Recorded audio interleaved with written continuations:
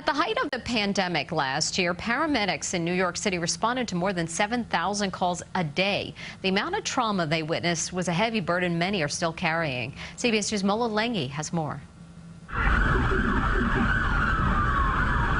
The calls kept coming, and EMTs like Deputy Chief A.J. Briones kept answering. On the front lines of the COVID pandemic, what those EMTs saw is tough to shake. We never had time to think.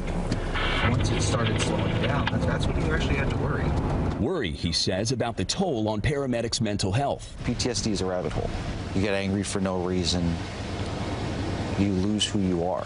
Hail Mary, full of grace. Eileen Mondello was an ICU COVID nurse when she received a call that her 23-year-old son, John, an EMT, had taken his own life.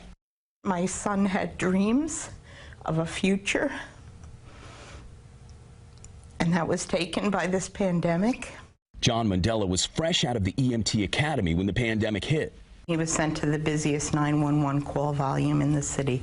His mother says stress and anxiety consumed him. I think that realization of, yeah, I'm here to save lives, but I can't save you. And I didn't realize how that affected me until very recently. We sat down with John's partner, Delilah Woods, Shakira Tate, and Alexander Puska to talk about the mental health of EMTs. There was definitely days where I didn't sleep. There was definitely days where I had dreams of people hanging themselves. I guess at one point I was having suicidal thoughts myself.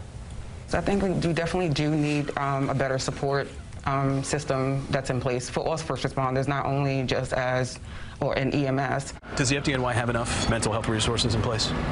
I believe they have enough now, but to say that it's enough for forever, no. It's an ongoing process. FDNY Lieutenant Krystal Hayes is an EMS peer support coordinator. Would it surprise you to hear that some EMTs say that more resources are needed? No, not at all. Sometimes people need more than what we can provide, and then we can either outsource them to somebody that can help them better than what the department can. In Yonkers, New York, Deputy Chief Briones says the strongest thing someone can do is ask for help. It's not a been there, done that attitude. It's I've been there, I know how to help you.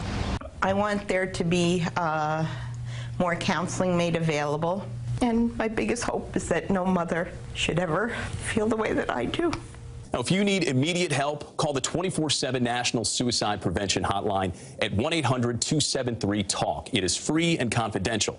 The FDNY offers a similar hotline to their EMTs and has a counseling services unit, which provides a range of therapy options for groups and individuals, giving them a chance to talk to current and retired members who can help.